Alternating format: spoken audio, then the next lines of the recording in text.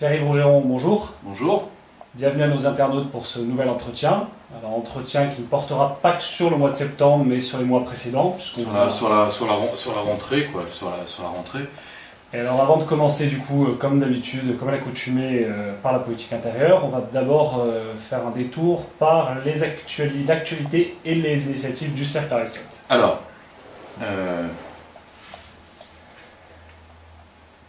je voudrais déjà m'excuser auprès de nos internautes sur le fait que cet entretien sera tourné et monté. C'est-à-dire qu'il n'y aura pas de montage cette fois-ci pour une raison, c'est que nous avons besoin de refaire notre équipe technique, vu notre inestimable ami et collaborateur Will a dû retourner chez lui dans le Pacifique et qui ne peut plus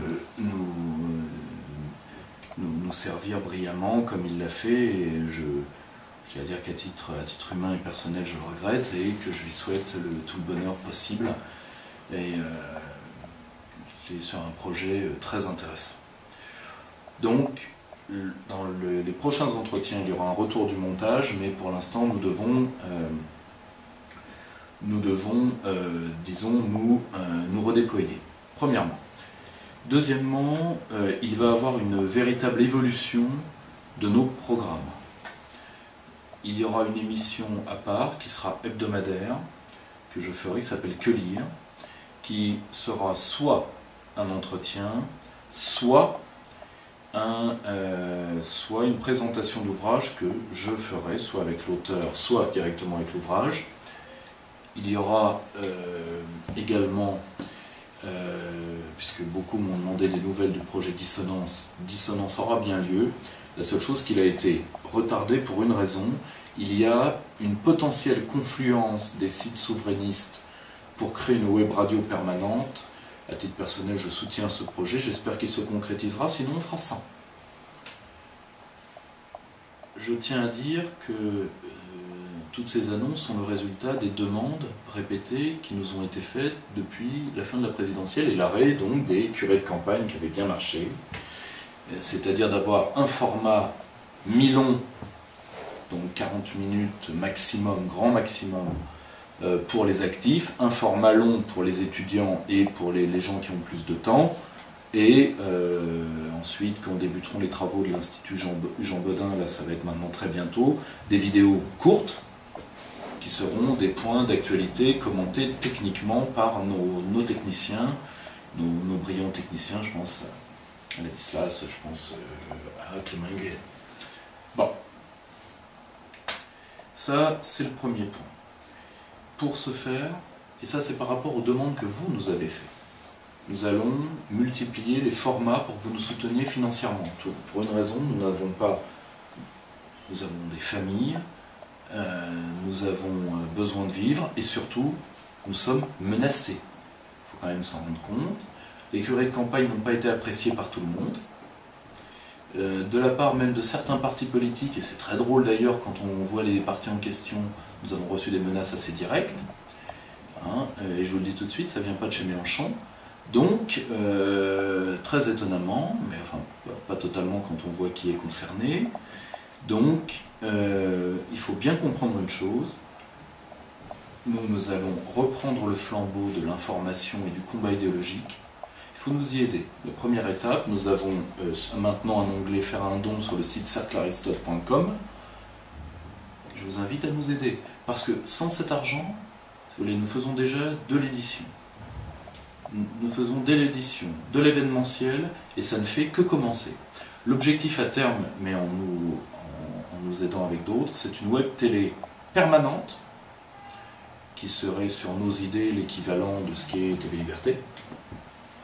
Parce que TV Liberté a beaucoup de qualités. D'ailleurs, j'étais très content de faire l'heure. Je remercie une nouvelle fois Martial Bild de m'avoir invité, ainsi qu'Élise Blaise, ma camarade Élise Blaise, à Bistro Liberté. Ensuite, je pense que sur la question européenne en particulier, il y a une vraie divergence de fond et la souveraineté est la sous-ma-division, c'est-à-dire vous êtes pour, vous êtes contre. Et si vous voulez, la souveraineté c'est comme la maternité. une femme est en cloque ou elle ne l'est pas. Vous êtes souverain, vous ne l'êtes pas. Et voilà, donc si vous voulez, il va falloir que... Et là, j'accueille toutes les bonnes volontés pour le faire, parce qu'il y a énormément à faire.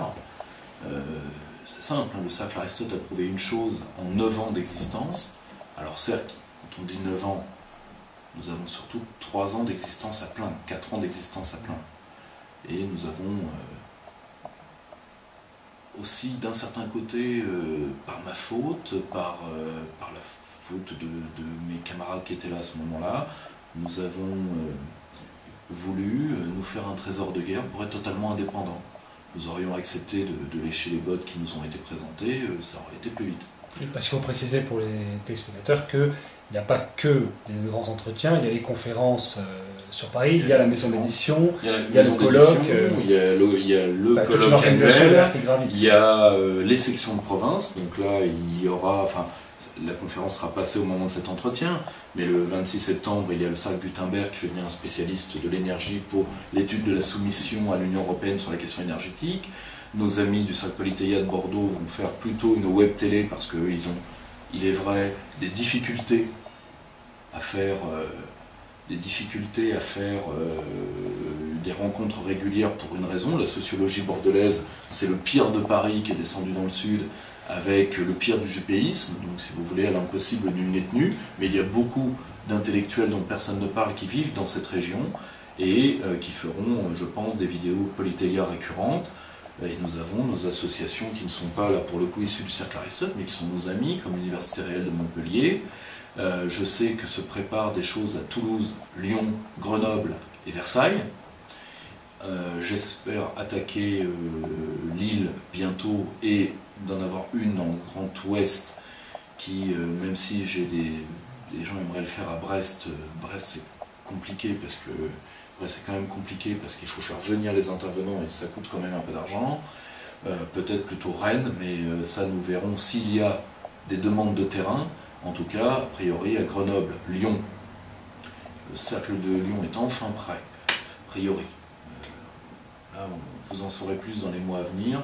Et nous avons d'autres surprises pour vous. Ça va être une année très dure pour mes équipes. Et c'est pour ça que j'annoncerai certainement d'ailleurs l'ouverture d'un compte Tipeee ou Tipeee aussi pour nous soutenir. À titre personnel également, pour me soutenir un peu, parce que je me suis rendu compte après les curés de campagne que je ne me suis pas fait que des amis. Ce que je savais déjà, mais voilà. Ensuite, on fait quand même une maison d'édition, on fait de la traduction pour des autres maisons d'édition aussi, ce que les gens savent peu. Et on va faire encore d'autres choses parce que le combat culturel doit être mené. C'est quelque chose que je sais faire, que mes équipes savent faire, et nous avons déjà remporté de belles victoires, et nous en remporterons d'autres. La seule chose, c'est, voilà, vous nous aidez ou pas. Et là, pour le coup, je réitère, il y a eu beaucoup de gens qui ont répondu aux premiers appels, mais pour le coup, j'accepte toutes les bonnes volontés, tous les projets, tout ce que vous voulez. Nous n'avons pas le choix de combattre. Le système, d'ailleurs, je l'avais dit dans les curés de campagne, où j'ai été bon prophète. En Marche est devenu En Fuite. Nos ennemis sont beaucoup plus faibles que nous ne le pensons. Leur force vient avant tout aujourd'hui de nos faiblesses, plus que d'autres choses. Donc voilà. Après, je ferai de temps en temps une petite vidéo pour annoncer les conférences du Cercle Aristote. Pourquoi? Pour éviter que le montage prenne, si vous voulez, d'annoncer 4 confs et qu'après le montage, il n'y en ait plus que 3. Hein, vous voyez ce que je veux dire? Et donc voilà, nous ferons tout ce que nous pouvons pour garantir de mener la guerre idéologique à plein. Après, est-ce que vous voulez aider ces initiatives? Est-ce que vous voulez que le pays s'en sorte? Après, si vous voulez, c'est à vous de le faire. Moi, de toute façon, je continuerai cette guerre. Et mes camarades avec moi. Parce que le jour où moi j'arrête, je me tire. C'est simple. Parce que moi, ma fille ne vivra pas dans les chaînes. C'est clair, c'est net et c'est précis. Mais pour l'instant, nos ennemis sont... Et d'ailleurs, ils viennent de se prendre encore quelques coups dans le terrain dont nous allons reparler. Voilà. Alors, nous allons y venir, donc comme à l'accoutumée, on démarre avec la politique intérieure. Mhm. Et alors, vous voulez faire un bilan de la rentrée politique, beaucoup de sujets. Bon, évidemment, le plus récent, c'est la démission de Florent Philippot du Front National, qui ouvre tout un champ de recomposition politique en France. Un état des lieux, alors si on peut déjà parler du bilan Macron, quelques mois après son élection, où est-ce qu'on en est. Et alors je finis avec du coup la question également, enfin c'est lié de la France Insoumise, qui est, parce que Mélenchon a été considéré récemment comme le premier opposant. Ce qu'il est objectivement. Bien sûr. Ce qui est bizarrement, 2 tiers des Français ne le voient pas président de la République. Oui, enfin ça si vous voulez, moi demain je vous fais un sondage sur est-ce que Raffarin est-ce que le retour de Raffarin vous plairait? Je fais un étiage de tous les bossus qui restent encore en France et qui se sentaient représentés, et je vous mets Raffarin à 70% de popularité chez les bossus. Donc voilà, c'est si vous voulez, est-ce que moi je peux vous faire un sondage à 90% pour Rachida Dati avec ses anciens amants. Hein. Là pour le coup il y a un étiage de population suffisant. Donc oui je sais, c'est méchant. Hein. Ouais. On comprend. Non. Non mais au-delà de ça, j'ai rien contre Rachida Dati, pas plus que contre les autres, je m'en fous. Et chacun est libre de faire ce qu'il veut. Le problème c'est vraiment comment dire, c'est un jeu de sondage si vous voulez. Surtout, on va être très clair. Les 4 candidats ont fait à peu près 20% au second tour. Et tous les 4 ont eu une part de vote par défaut, plus ou moins grande. Macron, vous êtes sûr qu'il est très au-dessous de Mélenchon? Vous êtes sûr de vous? Je crois qu'il s'effondre, lui, comme d'ailleurs le pauvre Édouard Philippe, que d'ailleurs on n'entend plus parler, on ne sait plus où il est. C'est bien triste, hein, c'est un enterrement de première classe. Mais si on fait le véritable bilan, on va prendre un par un. On va commencer, tout seigneur, tout honneur, par Jupiter. En Marche est devenu En Fuite, hein, je l'ai dit, et ça l'a déculotté au sénatorial. Alors, au sénatorial, où là, En Marche, là c'est le retour des Républicains, mais ça c'était tout à fait normal. Le Sénat est une chambre conservatrice, pour une raison. Le Sénat, ce sont les grands électeurs. Donc, c'est avant tout la France rurale et périurbaine, donc c'est la France dite périphérique qui vote. C'est une France qui déjà n'en peut plus de Macron, déjà est d'une, et qui ne vote pas pour la droite, elle vote pour le maintien du statu quo. Le Sénat, c'est simple, on fait les carrières les plus longues, si vous voulez, c'est le KGB au vieux pain rassis de la politique. Bon, hein, très bien. Bon. Comme beaucoup de mes amis, je suis, comme tout bon gaulien, très allergique à la structure actuelle du Sénat. Je ne suis pas pour sa suppression.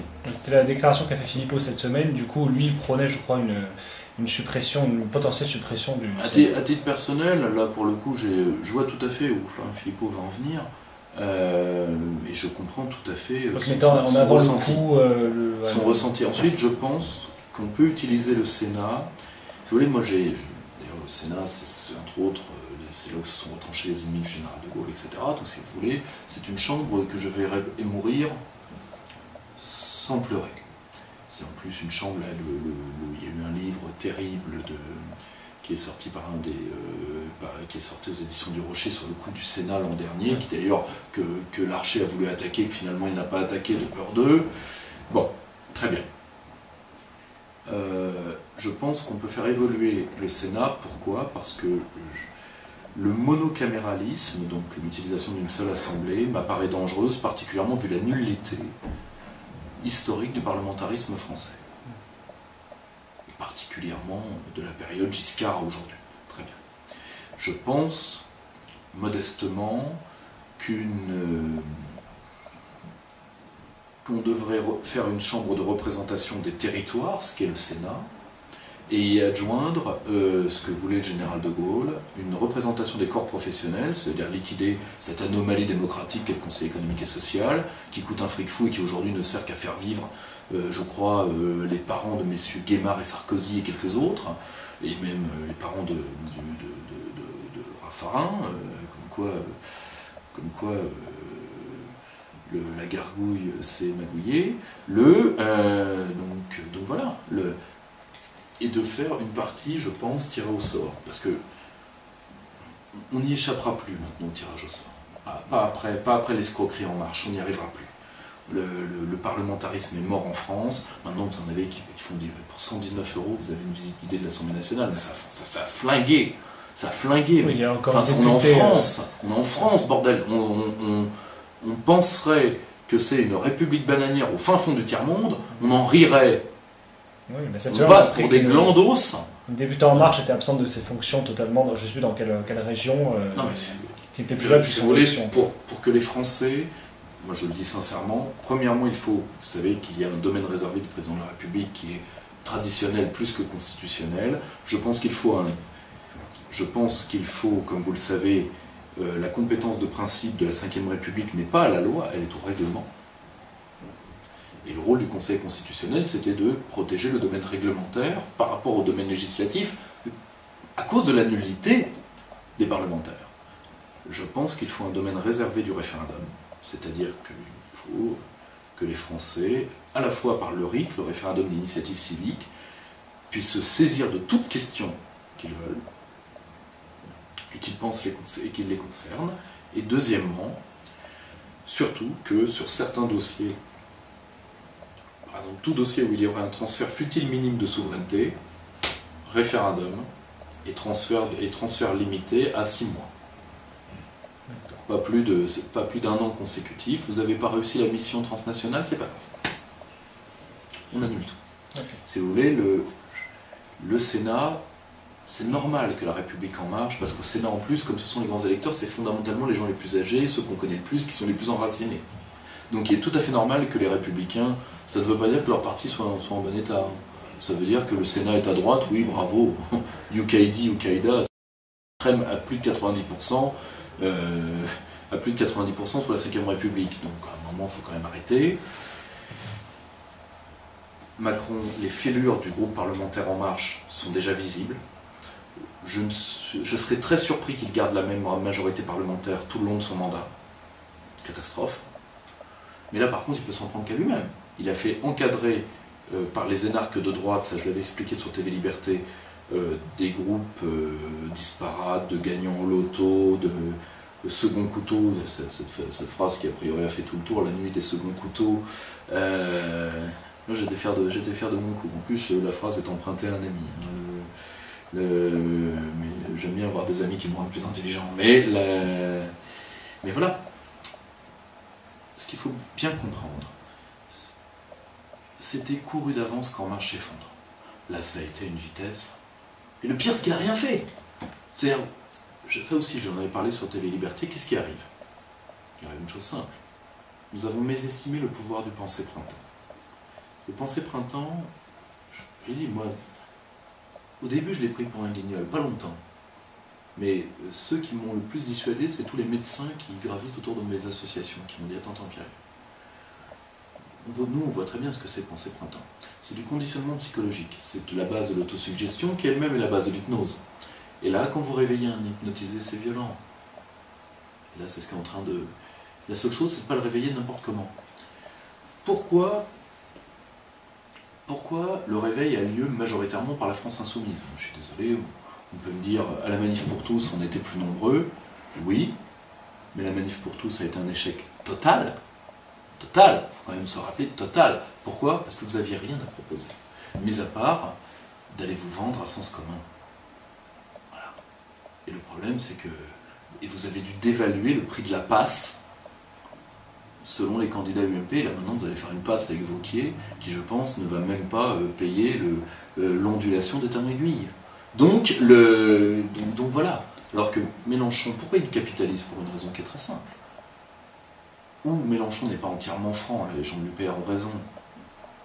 Mélenchon devrait s'attaquer aux gopés, parce que c'est les gopés. Hein. Tout comme d'ailleurs l'étranglement des collectivités locales. Contrairement à l'affiche débile qui a fait le Ceausescu de Béziers, Monsieur Ménard, non, c'est pas le grand méchant État qui étrangle les communes. Hein, c'était dans les Gopé de l'an dernier, pour la France. Les Gopé, je le rappelle, c'est le manuel d'utilisation de l'euro. Comment faire c'est un peu l'austérité pour les nuls, ou l'austérité pour Ménard. Enfin, ça dépend du degré de nullité. Hein. D'abord, vous commencez par les nuls, et si vous êtes vraiment nul, vous arrivez à Ménard. Mais mais voilà, c'est ça le vrai problème, c'est que Macron est imbattable sur sa droite, pour une raison. Les Gopé sont installés par qui dans les équipes de Macron? Par des énarques fillonistes, sarkozystes et vilpinistes. Il a réussi à retrouver des vilpinistes, ce qui prouve que, à défaut d'avoir été réellement l'élève de Ricoeur, au moins il est bon pour la spéléologie, parce qu'il faut plonger pour aller les chercher. Mais vous comprenez, il est imbattable sur la droite d'argent. Alors vous me direz, il va faire la PMA et on va lui... Non, vous ne le ferez pas. Je veux dire pourquoi vous n'allez pas le faire. Parce que ce qui a motivé la manif pour tous, il faut quand même jamais l'oublier, il faut être totalement franc. Outre la livraison faramineuse d'argent américain, les milieux pro-vie américains qui ont permis de la lancer, ce qui a fait la manif pour tous, c'était la haine contre Hollande qui lui revendiquait le mariage pour tous au nom de la gauche. La preuve, le mariage pour tous, son équivalent était dans le projet de Nicolas Sarkozy. Personne ne lui a refusé. Personne ne l'a critiqué. Tout comme la théorie du genre, si insupportable par Najat Vallaud-Belkacem, mais qui est de gauche, maghrébine, etc. Tout comme Taubira avait un détail qui a déplu à une partie de certaines personnes de droite. Et pas uniquement qu'elle fut socialiste, enfin, dite socialiste. Mais quand Luc Châtel l'a mis à l'école, il n'y a pas eu une manif, il n'y a même pas eu 4 clampins devant le ministère de Grenelle. Que dalle! Pas 4, pas 3, pas 2, 0. Vous voyez ce que je veux dire? Tout simplement, pour bien libéraliser, il faut être de gauche, disait Pascal Lamy. La droite a trop honte. Dans le domaine des mœurs, c'est l'inverse. La deuxième phase du libéralisme libertaire. Et donc, que va dire Macron pour la PMA? Ce qui servira pour la GPA, et ce qui servira pour la GPA payante? Mais je ne veux pas du tout m'attaquer à ça pour m'attaquer aux catholiques. Je veux m'attaquer à ça au nom du marché. Or, la bourgeoisie catholique, elle a voté à 60% pour qui, en fait? Plus de 60%. 70%. À qui? Des villes comme ici les Moulineaux, Versailles, tous ces coins-là, le Vésinet. Tous les coins qu'on fait les gros bataillons de Bénin pour tous. Hein. Vous en votez pour qui? Pour Macron. Et vous croyez-moi, ils se rendront. D'ailleurs, Castaner l'a très bien dit, n'hystérisons pas le débat.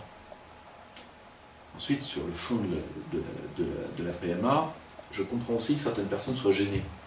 Parce que vous interdisez la PMA, ça veut dire quand même interdire à terme la naissance d'enfants. Oui. Or, il est tout à fait... moi, si vous voulez, autant je pense que je suis évidemment contre la marchandisation du corps, mais il ne faut pas être contre, comme le sont les conservateurs du Figaro, c'est-à-dire de manière éthérée, il faut proposer quelque chose. Moi, je pense que sur cette question-là, pour éviter qu'elle divise le front social, un référendum. C'est le système de filiation, c'est important, un référendum. On saura. Mais là, pour le coup, de dire je suis contre à la manière de certaines éditorialistes du Figaro qui ont été touchés par la grâce à défaut d'avoir été touchés par le talent,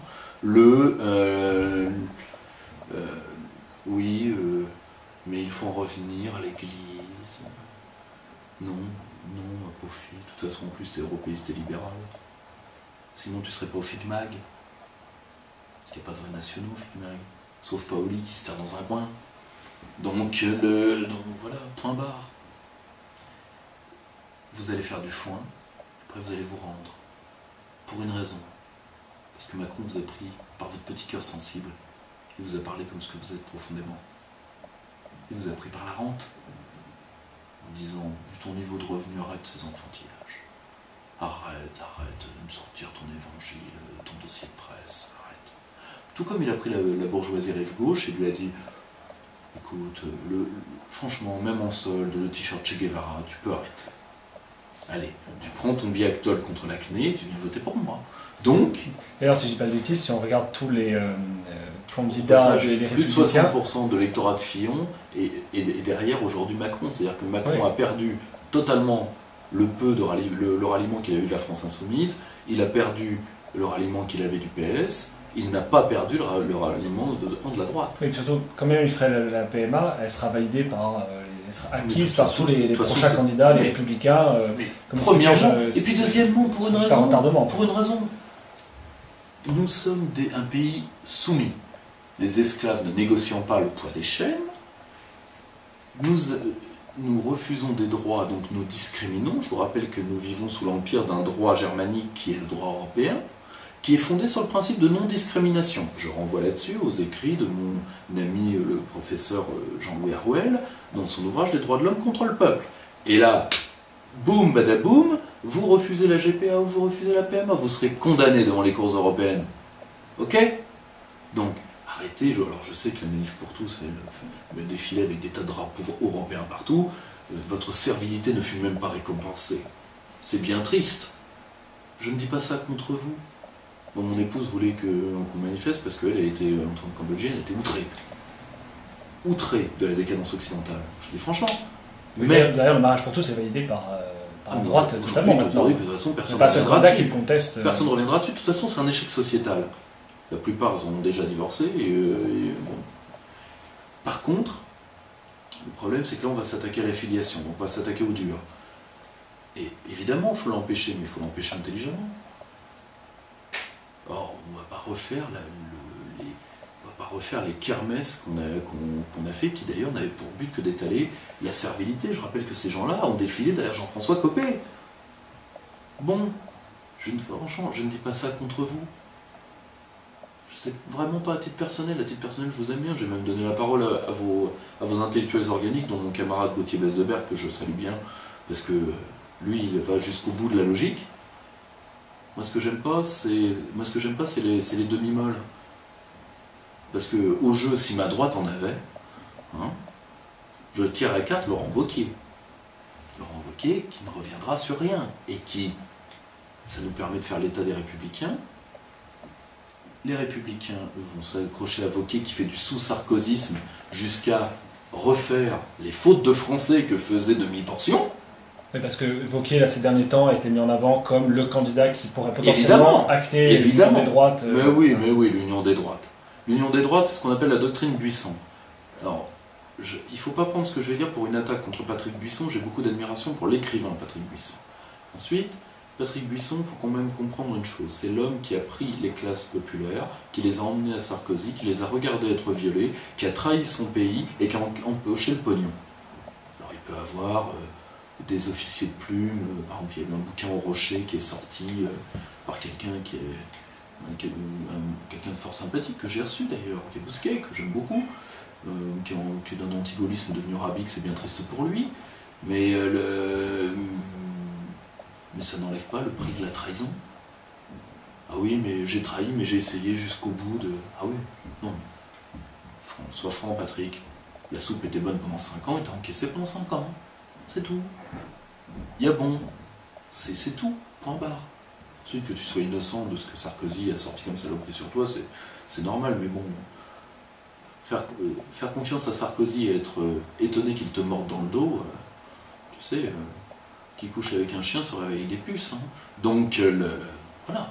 Or, oui, les Républicains vont mettre Wauquiez. D'ailleurs, les Juppéens attendent cette victoire pour lui mettre des...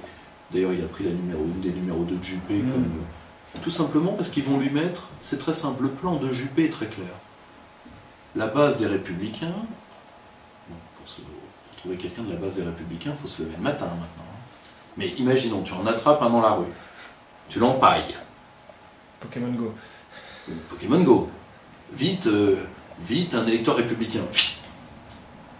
Tu l'empailles. Lui, il est plutôt de la tendance Morano, c'est-à-dire si ma droite en avait, plus poissonnière. Bon, très bien. Le seul problème de ce positionnement-là, c'est que tous les cadres, eux, sont jupéens. Tous. Donc, les jupéistes vont juste attendre que Wauquiez prenne le parti, vont le plier, en disant de toute façon tu feras pas un pas sans nous, ce que Juppé a déjà prévenu. Hein. C'est-à-dire soit c'est Maël de Calan, alors Maël de Calan, là on est dans le... Si vous voulez, pour tous les gamins de ma génération, moi je suis de 86, on a tous adoré Chevalier du Zodiac. Et il y avait une attaque du Chevalier d'Or, du Sagittaire, je crois, qui était l'attaque du zéro absolu. C'est-à-dire moins de 173 degrés, si mes souvenirs sont bons. Ben, c'est le niveau Maël de Calan. Attaque du zéro absolu, c'est-à-dire si vous voulez, le gel et la putréfaction de l'ensemble des idées politiques sur 2 siècles. Pas de problème. C'est-à-dire le Juppé en jeune. C'est-à-dire retour vers le futur où on a envie de se tirer du film. Mais il y a une bonne nouvelle chez les Républicains tout de même. La libération de la parole souverainiste sur 2 candidats sur 5. Portelli et Aubert. Une plutôt côté Séguin, un côté Pasqua. Je pense que nous devons réfléchir grandement à la manière de les aider. Et à la manière de faire entendre... Parce qu'aujourd'hui, le combat, j'y reviendrai tout à l'heure, le combat doit être multiforme.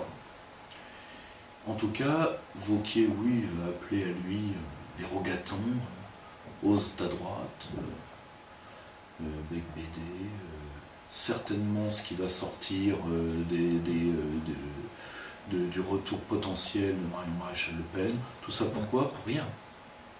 Et ce que j'allais dire, c'est que maintenant l'union des droites, avec le départ de Philippot et le fait que le Front National commence déjà à tourner sur sa pente européiste, libérale, est-ce que justement l'union des droites maintenant n'est pas possible en fait? La voie n'est-elle pas ouverte? Et avec notamment Marion Maréchal Le Pen. L'union des droites, c'est très simple. Il ne faut pas oublier une chose, le militant le droitard identitaire est un clerc de notaire qui se prend pour Godefroy de Bouillon. Donc, si vous voulez, ils partent de différentes sources pour terminer dans le même égout. Et ensuite, eh bien, ils feront ce qui a déjà eu lieu en Autriche ou ailleurs, c'est-à-dire qu'ils plieront. Pour une raison qui est simple. Hein. Et on va en reparler sur le cas Macron. Vous n'avez rien à négocier en face de l'occupant. Donc, l'occupant lui va dire quoi à Nine? Et le pire, c'est... Alors vous pouvez dire, oui, mais on va au moins toucher l'immigration. Non, non. Compétence exclusive de l'Union depuis 1999, traité d'Amsterdam. On peut cumuler la malhonnêteté à l'incompétence, mais il faut aller beaucoup. Donc c'est pas grave. Ça fera rien. Ça donnera des postes à ceux qui vivent de ça. Pourquoi pas? Mais ce sera un défouloir en gros. C'est-à-dire les gens, oui, c'est-à-dire qu'on va faire en plus... Là, on va précipiter la guerre civile alors que comme on sera pieds et poings liés d'un point de vue budgétaire, on ne pourra même pas donner aux flics et aux gendarmes et à l'armée ce qu'ils méritent en termes d'équipement et d'armement. C'est-à-dire qu'on va hâter la guerre civile en faisant du Renaud Camus chef de guerre, quoi. Et Taillot, c'est-à-dire on va faire 2-3 saillies. D'ailleurs, les Juppéens vont les laisser faire à Wauquiez. Allez, t'as le droit à ton petit dérapage. Les Juppéens, eux, ne dérapent jamais. Ils sont la glace. Donc, il n'y a pas de problème. Allez, tu as droit à ton équivalent du Karcher. Bon, on va pas ressortir le Karcher. Qu'est-ce que tu veux sortir? Le lance-flamme? Sors le lance-flamme. À l'oral, vous pouvez tout dire comme saloperie. La seule chose, c'est que pour l'instant, ce qu'on appelle, à mon avis bien à tort, la communauté musulmane ne vote pas. Pour personne. Elle vote très peu. À un moment, si l'affrontement devient réellement électoral, parce qu'il ne l'est pas encore, quoi qu'en pense Éric Zemmour, que j'aime beaucoup, mais qui ferait mieux quand même de regarder les intérêts réels du pays plutôt que d'écouter les délires de gens qui sont finis. Le jour où ça va arriver, l'affrontement passera très vite d'électoral à autre chose. Donc de jouer sur des dérapages verbaux, pourquoi faire? C'est un projet, ça? Et je le dis d'autant plus que moi, je ne suis pas un lécheur de babouche, et surtout que toutes les dynamiques que l'immigration, parce que l'immigration est une menace, oui, mais l'immigration, ça tue, selon la très belle formule de Thomas Fléchy de la Neuve, l'immigration ne tue que des cités déjà mortes. Vous voyez ce que je veux dire? Donc, et le pire, c'est que l'immigration, ça se règle de 3 manières. L'assimilation, la remigration et la fermeture des frontières. Assimilation, vous n'avez pas le droit, parce que c'est un programme de contrainte qui est contraire aux valeurs de l'UE et à son droit. Guillaume Bernard écrivait de bons articles là-dessus dans un ouvrage qui s'appelait Guerre civile et modernité, que je vous recommande. Vous avez ça, vous avez... pourquoi pas, hein. Vous pouvez essayer, mais vous n'avez pas les moyens de l'État, vous n'avez pas ce qu'on appelle les prérogatives de puissance publique. Donc de toute façon, ça reste du verbiage. La remigration, alors là, vous oubliez à tout jamais. Et la fermeture des frontières, c'est pas vous qui décidez.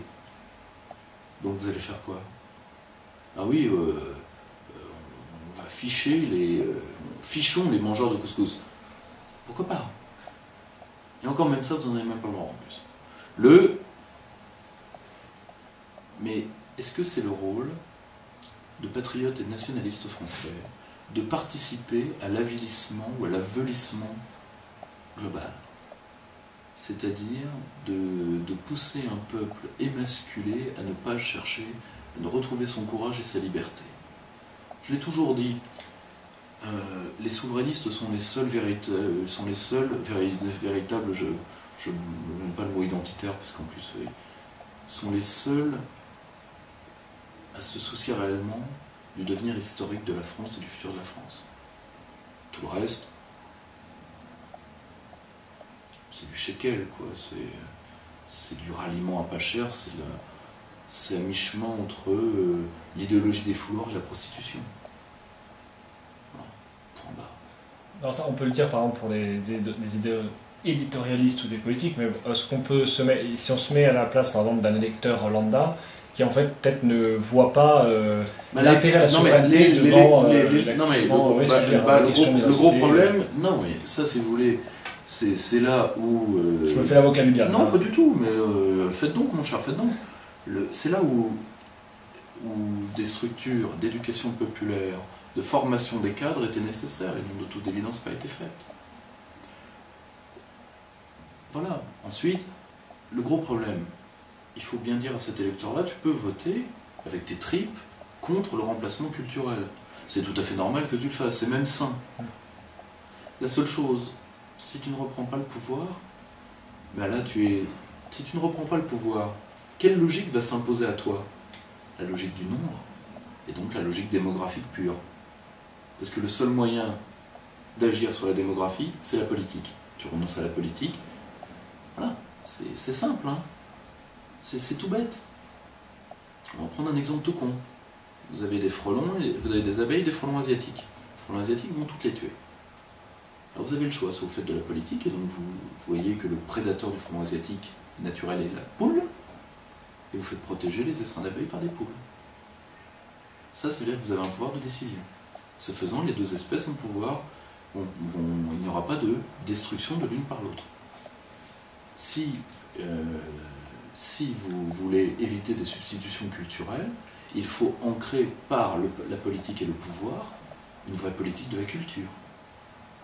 Et une politique raide en termes sécuritaires. Vous pouvez le faire? Non, vous ne pouvez pas le faire. Donc la seule chose que vous allez faire, c'est le verbiage qui en plus va augmenter le mal. Parce que quand vous promettez, parce que vous allez maltraiter une population dont une partie voudrait s'assimiler. Vous allez la maltraiter, donc vous allez la dégoûter.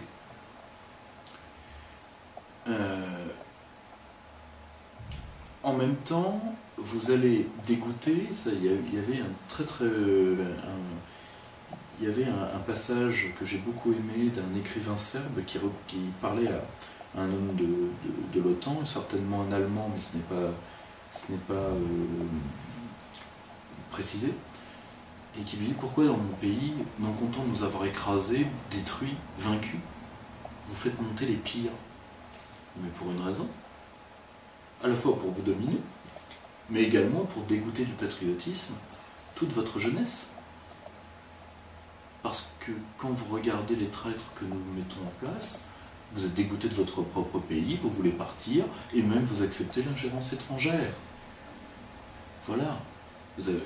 Donc,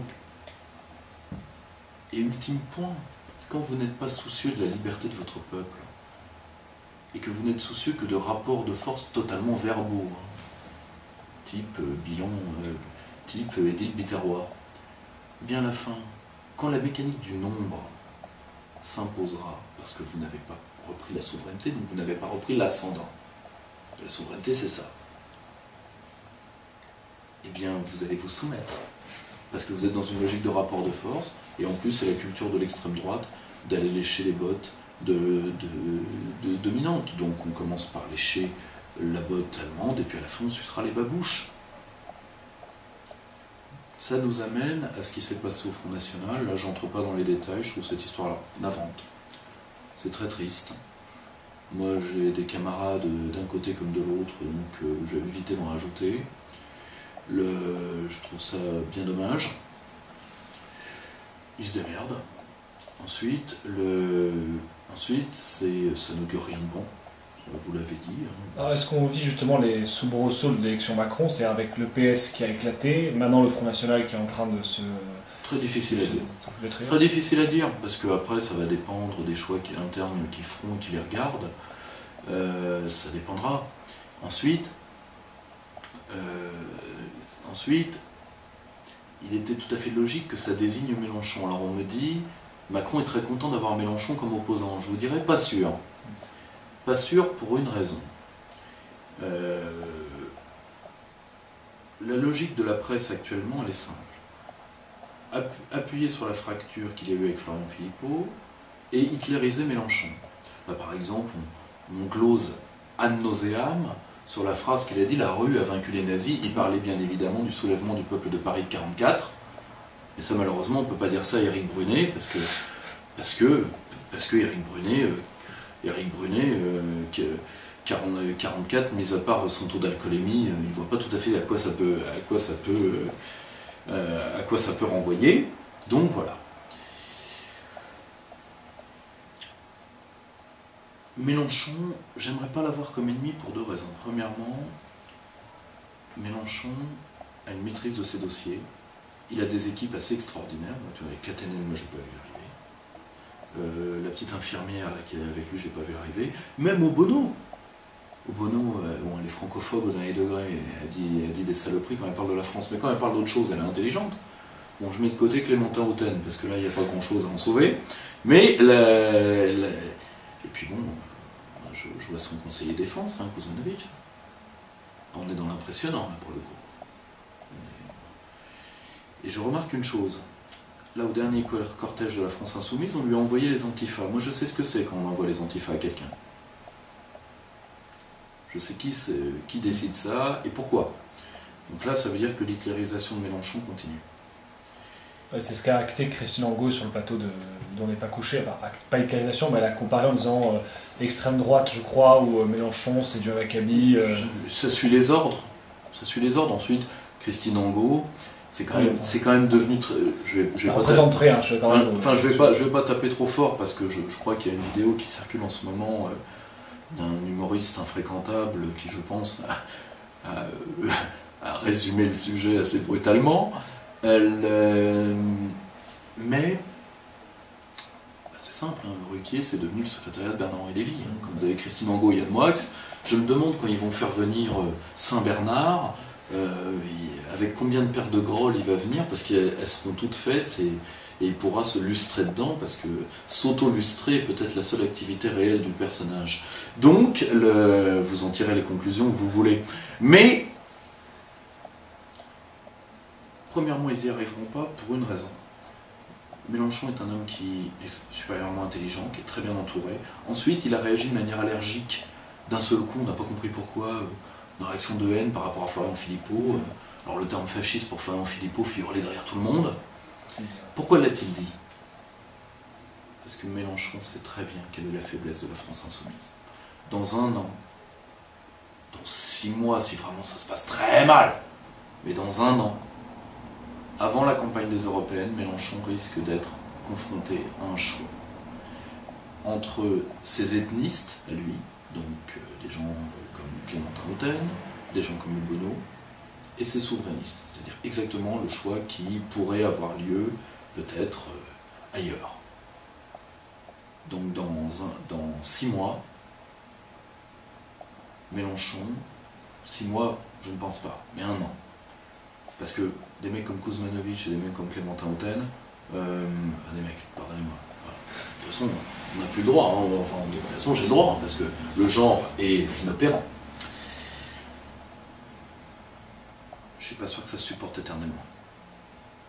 Et là, Mélenchon devra faire un choix, et ce choix, il n'a pas envie de le faire, ce que je peux comprendre. Ensuite, c'est à lui de savoir s'il veut devenir un vrai tribun populiste. Ça lui appartient. Il a toutes les qualités pour. Ensuite, il doit comprendre une chose. 2022, c'est son dernier tour de piste. Il est de 51, je crois. Donc il est de 3 ans plus jeune que mon papa. Il a donc 67 ans.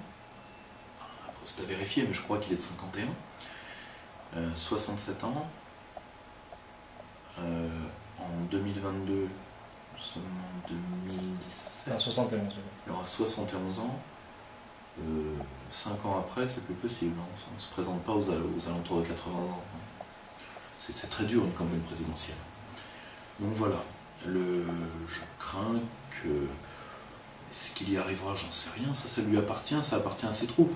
Ensuite, il est tout à fait possible que Jean-Luc Mélenchon fasse ce qu'il a souvent fait. C'est-à-dire que d'ici 2 ans, il lâche et il baptise quelque chose à côté de la France Insoumise. Il l'a déjà fait, ça.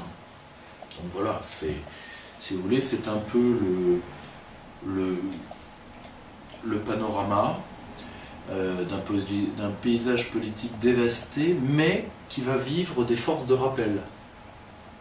Cas typique, c'est-à-dire le PS, à une condition de liquider Hamon, peut tenter de faire un peu comme le parti radical, c'est-à-dire d'être un canard sans tête dont le cadavre continue à courir.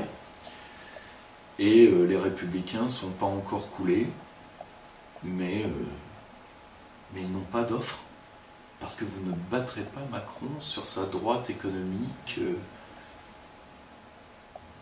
Et de toute façon, Macron est un européiste au dernier degré. Vous ne pouvez pas le battre sur le fait migratoire non plus. D'ailleurs, au moment où on enregistre cet entretien, on est la veille de son grand discours qui est annoncé demain à la Sorbonne sur l'avenir, sa vision de l'Union européenne. Ne vous inquiétez pas, je vais vous dire, je vais vous dire ce que c'est. Hein. Mais ça, on va en parler après. Donc voilà, c'est tel que je vois le grand tour. Très bien. Bah, écoutez, on passe du coup au deuxième dossier sur l'état de pourrissement de la France, avec plusieurs sujets que vous vouliez aborder dans cette rubrique. Disons qu'il y a plusieurs sujets qui sont liés. Il y a plusieurs sujets qui sont liés.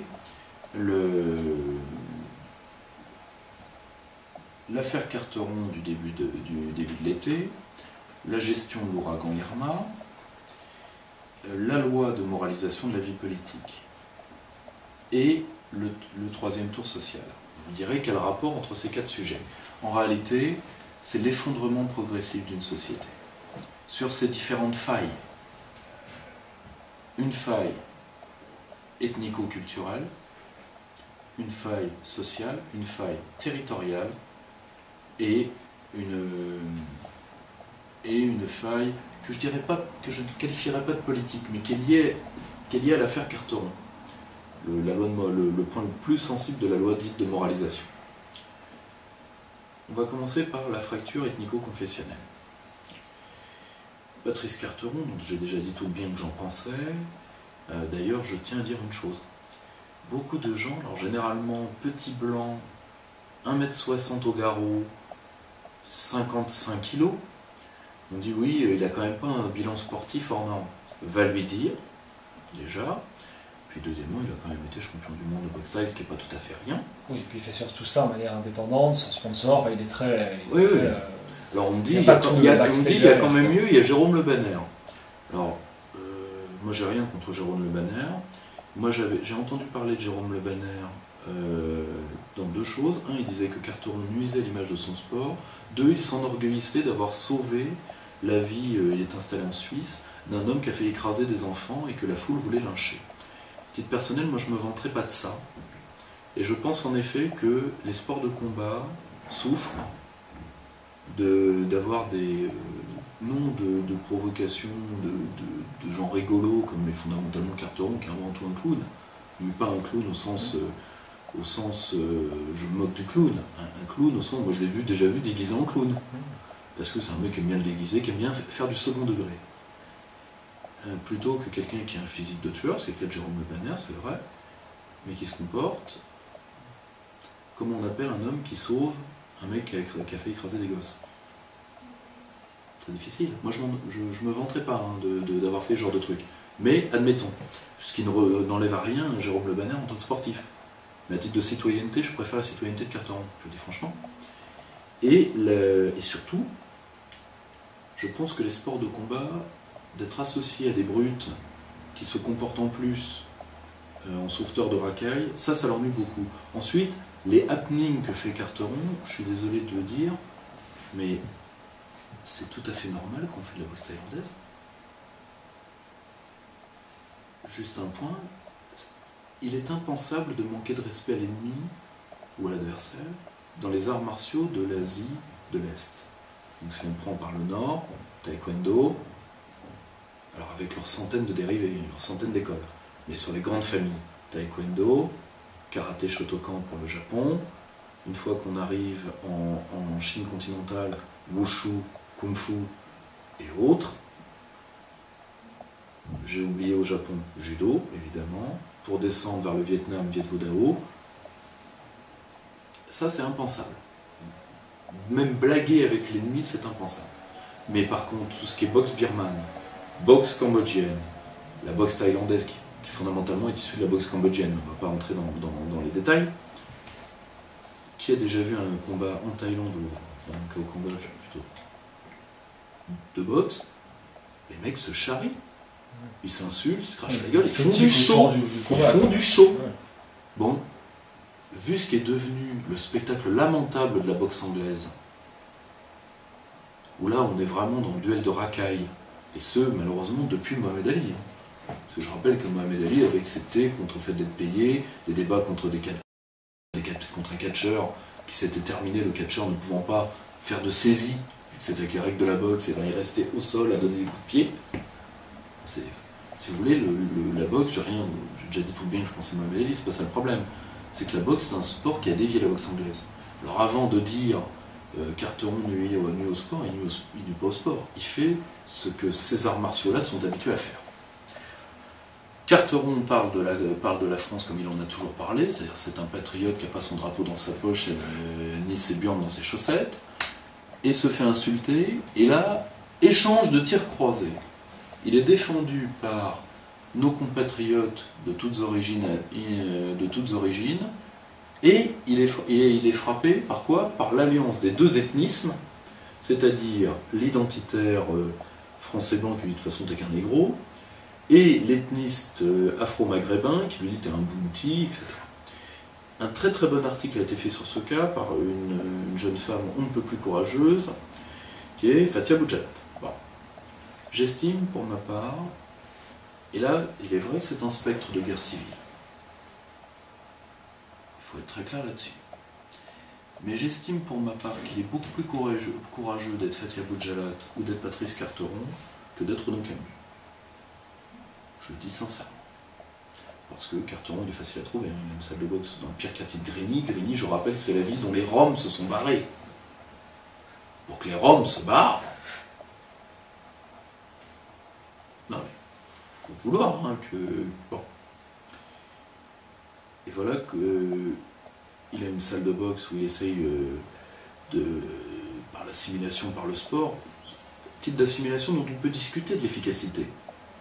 Mais lui, il a le courage de le faire. Et malheureusement, si 30 mecs se pointaient un samedi soir dans sa salle avec des baramines, aussi fort qu'ils soient, Dieu sait que le personnage est costaud, moi j'ai vu ses combats, quand il se met à taper, il fait pas semblant, hein, Charlie. Mais si vous voulez, c'est quand même un homme extraordinairement courageux. Et j'estime que nous pourrons éviter la guerre civile à deux conditions. 1. De tenir une part des petits blancs. 2. Que ces gens-là puissent, autant que faire se puisse, faire leur boulot. C'est ce qui nous permettra de tenir jusqu'à une reprise de souveraineté. Si reprise de souveraineté il n'y a pas, il y aura guerre civile. Pourquoi? Parce que, au passage, ce sont les États faibles qui attirent les guerres civiles, pas les États forts. Donc voilà. Pour moi, c'est un signe de pourrissement. Pourrissement amplifié par la loi de moralisation. Pourquoi? Donc, c'est une loi qui faisait peser sur la tête de celui qui aurait été reconnu coupable de discrimination, racisme, homophobie, tralala, conduite en état d'ivresse idéologique, atteinte au charlisme caractérisé, bon, de plusieurs années d'inéligibilité. Ça a été en partie censuré par le Conseil constitutionnel, mais comme le professeur Bruno Gollnisch, brillant juriste, qu'on partage ou non ses idées d'ailleurs, l'a expliqué, c'est une loi qui n'est ce n'est qu'une censure partielle. Il faut bien l'avoir en tête. À titre personnel, tous ceux qui s'opposent à cette loi en étant européistes, c'est une loi qui découle nécessairement, qui n'est qu'une application de la Convention européenne des droits de l'homme et de différents textes. Vu que le racisme n'est pas une opinion, mais un délit, il est normal que ce délit soit sanctionné par de l'inéligibilité, parce qu'un élu de la nation doit représenter toute la nation. À titre personnel, c'est vrai que moi je serais gêné, d'être représenté par des gens comme M. Maigret, comme M. Le Gallou ou d'autres, parce que ces gens-là ont une haine pour toute une partie de la nation, qui est bien au-delà de l'immigration. Hein. Je rappelle que c'est quand même des gens qui maintiennent une haine assez viscérale des populations des Dom-Tom et d'autres, sans compter d'ailleurs d'autres vagues plus anciennes d'immigration. Bon, à titre personnel, je serais gêné moi, de voir ces gens-là, d'avoir ces gens-là comme représentants. Toutefois, je pense que vu l'état de la société française, ce type de loi ne va faire que de... Si vous voulez, ce type de loi met la référence à la race comme le tabou de la société. C'est-à-dire, grosso modo, la race devient le sexe du 19e siècle. C'est-à-dire, tout le monde y pense, tout le monde va finir par y penser de manière obsessionnelle, alors qu'il faut percer l'abcès, ça ne va pas faire plaisir. Mais à titre personnel, moi je suis pour l'abrogation des lois, avant tout, de la loi Pleven, qui est la base juridique de tout ça, puis des lois Guesso, Lelouch, Taubira et Perben II. Mais de toute façon, l'Union européenne encadrera bientôt cette sphère en demandant l'extension des délits de presse pour la discrimination, hein, Horresco Referens, de 3 mois, délit de presse actuel à 3 ans. Là, pour le coup, des gens comme moi, on aura des raisons de plus dormir. Mais bon, admettons. À titre... je pense que ces gens doivent être... que je comprends qu'on ne veuille pas de ces gens. Mais c'est le même problème qu'avec les révisionnistes. Embastiller symboliquement par ce type de loi 65 millions de personnes pour viser 15 clampins, ça équivaut à un châtiment collectif. Ce qui n'est pas toujours inapproprié dans l'histoire, mais qui là pour le coup est particulièrement injuste. Et surtout, ça détruit notre chaîne de... Ça détruit la chaîne de représentation pénale. C'est-à-dire que pour le peuple, les pires crimes, c'est pas les crimes de parole. C'est le meurtre et surtout le viol. Donc ce qui veut dire que quelqu'un qui a violé ses droits civiques vont être moins entamés que quelqu'un qui a commandé un petit noir au café du coin. Parce que vous commandez un petit noir au café du coin, si quelqu'un le prend mal, ça peut même être ça. Rappelez-vous de la polémique ridicule sur les têtes au choco. Bon. Et malheureusement, on est en train de traiter ces crimes-là, enfin ces délits-là, qui ne sont que des opinions qui avant tout trahissent la bêtise crasse des gens qui les émettent. Mais la bêtise est un droit. Parce que si on fait des asiles de faux, d'accord, mais alors si on commence à faire des asiles de cons, il va falloir, comme dit la formule, il va falloir quand même faire de l'investissement foncier. Donc, vous imaginez la taille des bâtiments. Vous imaginez la taille des bâtiments. Donc, la connerie n'est pas un délit. C'est aussi un droit. Et évidemment, de liquider toutes les associations de stipendiés qui vivent de ça et qui ne font que rajouter de la haine entre les citoyens. Donc, c'est tout l'amical du ressentiment qui poursuit à intervalles réguliers Éric Zemmour, qui l'a traîné en justice le pauvre professeur Bensoussan, qui au moins il a gagné. Là, Éric Zemmour vient d'être à nouveau relaxé. Mais voilà, à un moment, pendant quelques mois, quelques semaines, le débat public, en cas d'arrivée, si nous retournons à la loi sur la presse de 1881, je crois que c'est 1883, mais c'est à vérifier, la loi de... Je crois 81, je crois. De 1881, de juillet 1881. Pendant quelques semaines, le débat public va être irrespirable. Parce que faut compter sur les identitaires à tout faire pour badigeonner et sur leurs collègues ethnistes de l'autre côté. Ça sera mort aux Arabes d'un côté, mort aux Blancs de l'autre, pendant quelques semaines, et puis à la fin,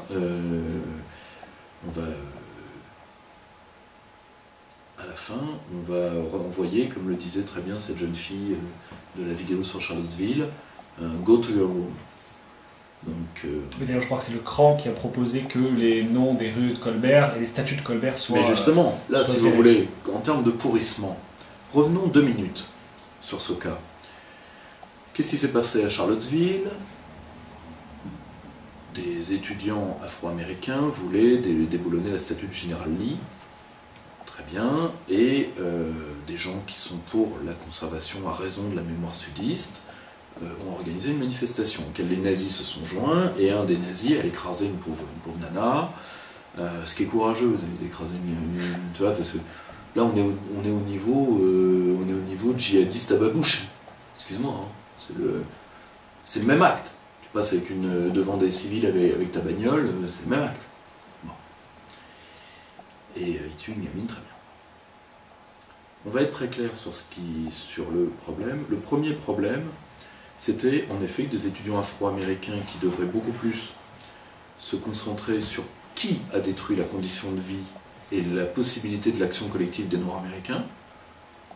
La réponse est simple, hein, c'est le clan Clinton. Parce que le libre-échange qui a détruit la grande industrie et qui a employé les Noirs dans des villes comme Détroit, et qui, après la Seconde Guerre mondiale, a permis la naissance du mouvement des droits civiques, a été détruit par l'establishment démocrate. Donc au lieu de frapper les statues du passé, il aurait mieux fait de prendre ça, tout comme le CRAN devrait plutôt s'occuper des 40 millions d'esclaves qu'il y a actuellement. Tout le monde s'en fout de ça. C'est le contrepartie de la mondialisation. Toutes les phases de mondialisation sont des phases esclavagistes. La mondialisation de la Méditerranée, celle de l'Atlantique et maintenant celle du Pacifique. 40 millions, c'est-à-dire plus que les traites négrières. Traites négrières qui, je le rappelle, ont été transatlantiques, arabes et interafricaines. Tout comme il y a eu les fameux esclavages des Blancs par les Blancs. Je vous rappelle toute l'histoire de la zone qui est au-dessus de la Grèce, de l'actuelle Macédoine. Ça s'appelait dans le temps, dans l'Antiquité, quel était le surnom de cette zone? L'esclavonie. D'ailleurs, on va chercher des Slaves, parce que typiquement c'est des Slaves, on fait des esclaves. Très bien. L'esclavage est malheureusement... L'esclavage est très lié au capitalisme. C'est-à-dire que selon les stades du capitalisme, on a des esclaves et après on les libère et après on en refait. Pourquoi vous croyez que les... Pourquoi on a fait la guerre de sécession? Pour l'esclavage? Le passage, le général Lee n'est pas du tout un abolitionniste. Il a libéré comme exécuteur testamentaire les esclaves de son beau-père. C'est tout. Pour lui, il a une vision qui est très maquillée de religion, comme quoi l'esclavage était une punition divine qui serait levée, c'est la fameuse malédiction de Cham. Enfin, très bien. Ce qu'il faut bien comprendre, ce qu'il faut arriver à comprendre, c'est que quand on n'a plus d'espérance dans le passé, quand on n'a plus, selon l'expression d'un de mes camarades que j'embrasse et qui se reconnaîtra, quand on ne donne plus aux hommes une tour à faire ensemble, eh bien, chacun devient juge de son frère. Et c'est la fameuse phrase de Plaute reprise par Hobbes, que l'homme devient un loup pour l'homme, et la seule réponse à ça, c'est la souveraineté de l'État. Je rappelle que Hobbes, comme Bodin, écrit pendant des guerres civiles. Et évidemment, comme vous n'avez plus d'espoir et vous n'avez plus d'avenir, vous allez chercher quoi? Eh bien, vous devenez un héros en épurant le passé. Et oui. Et malheureusement, la mentalité moderne et moderniste, déjà qui est dans le toujours plus, toujours mieux qu'avant, eh bien, nous fait de nous les procureurs des époques passées. C'est minable, c'est lamentable, parce que de dire Colbert c'est le col noir, tu veux qu'on rigole, camarade? On va rigoler 2 minutes. En 1700, à la Révolution française, pourquoi certaines plantations des Antilles se révoltent? Pour le maintien du code noir. C'est pourquoi? Parce que sinon c'était l'équivalent du droit américain. Donc une absence totale de droit pour l'esclave. Ce qui ne légitime pas l'esclavage. Bien évidemment que non. Ce qui dit une chose. Il faut savoir laisser les morts enterrer les morts. Parce qu'aujourd'hui, il n'y a pas d'esclaves en France.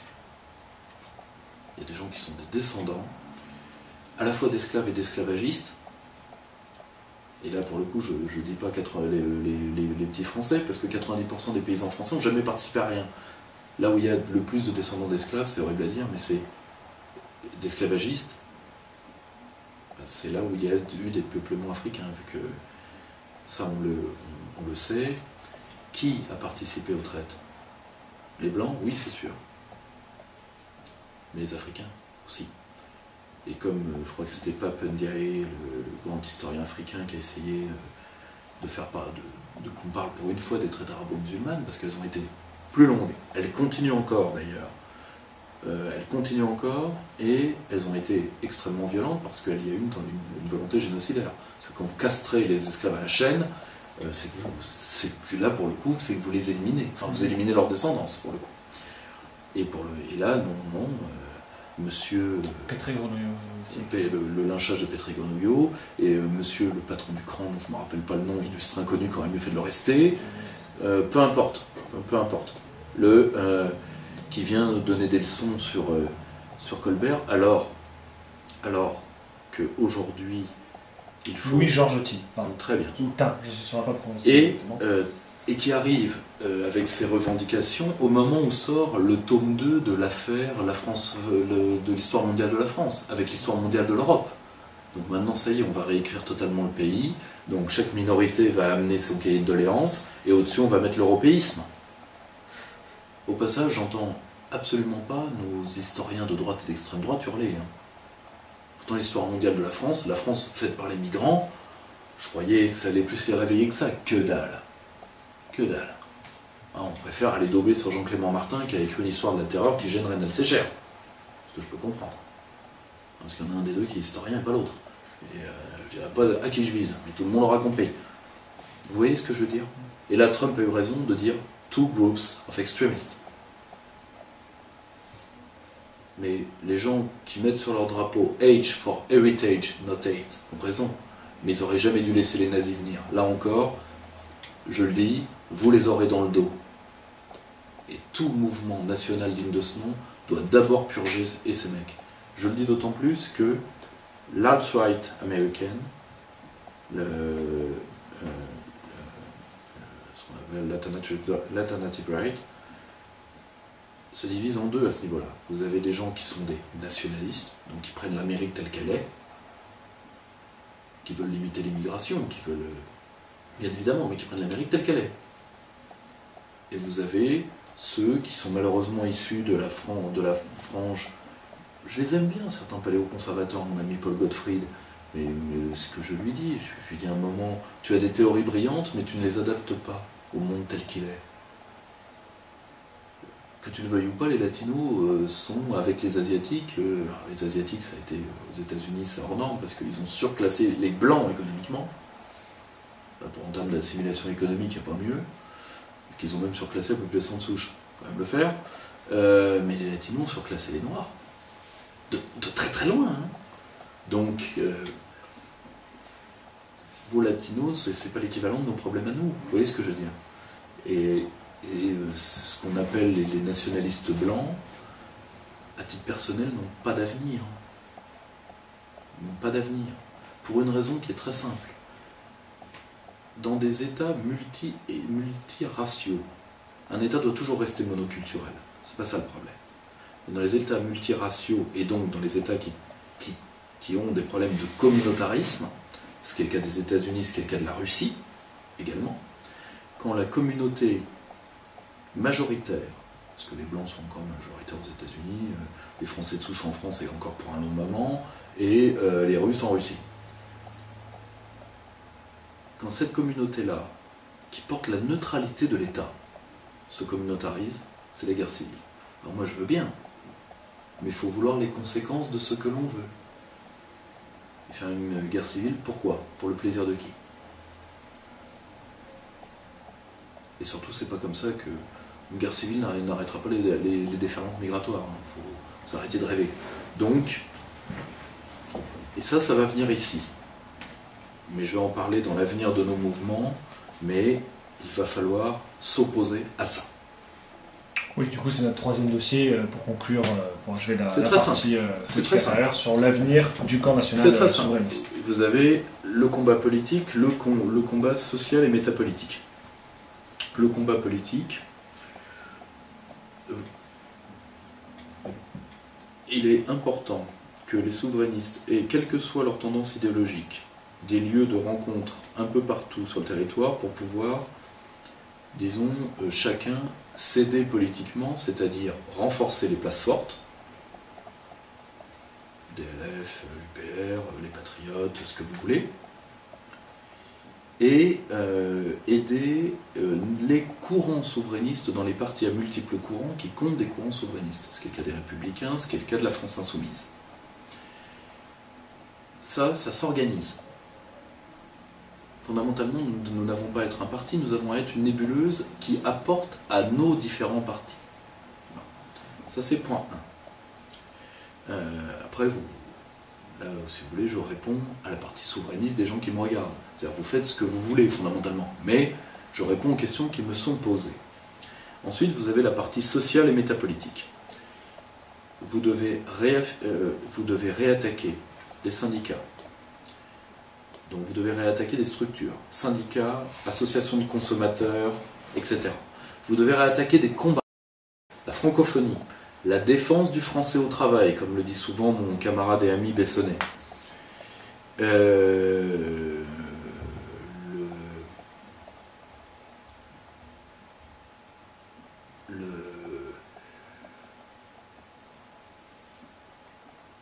Vous devez également vous grouper territorialement, ça c'est les associations de province, vous groupez professionnellement. Les juristes, les spécialistes en IE, les militaires et anciens militaires, les flics et anciens flics, les profs, etc., etc. Pas du tout, là, pour le coup, dans une optique syndicale, jamais faire de syndicat... de toute façon, un syndicat politique, c'était l'affaire Front National Police, qui avait été déclarée nulle par les juges. Non, non. Mais il faut avoir des associations professionnelles qui nous aident, par exemple les geeks, etc., à maintenir l'exigence de souveraineté dans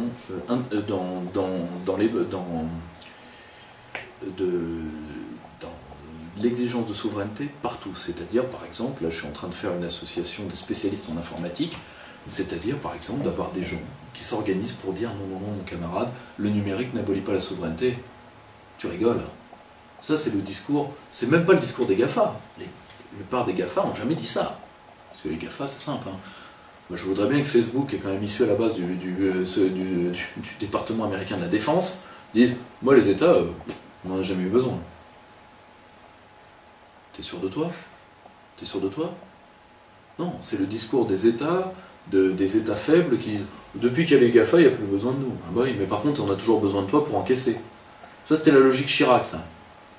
Le privé fera ça mieux.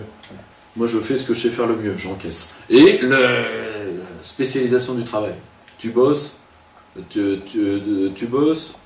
bouffe. Bon. Et une fois que tu as fait ça, une fois que ça ce sera fait, nous aurons donc retisser un maillage territorial le plus serré possible, en France et à l'étranger. Il faut faire des associations d'expats patriotes qui veulent servir leur pays.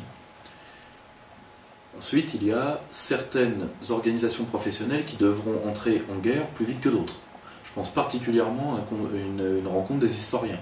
Parce que là, il faut réellement un lobby des historiens pour le maintien du roman national. Parce que sinon, c'est l'européanisation et l'histoire par les minorités. Donc c'est la France a été fondée par les migrants, donc tu fermes ta gueule. Ça, ce sont de véritables enjeux de souveraineté.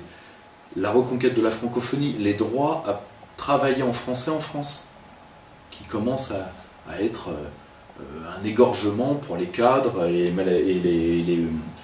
les populations qui en entreprise font des réunions en anglais alors qu'il n'y a que des francophones à table.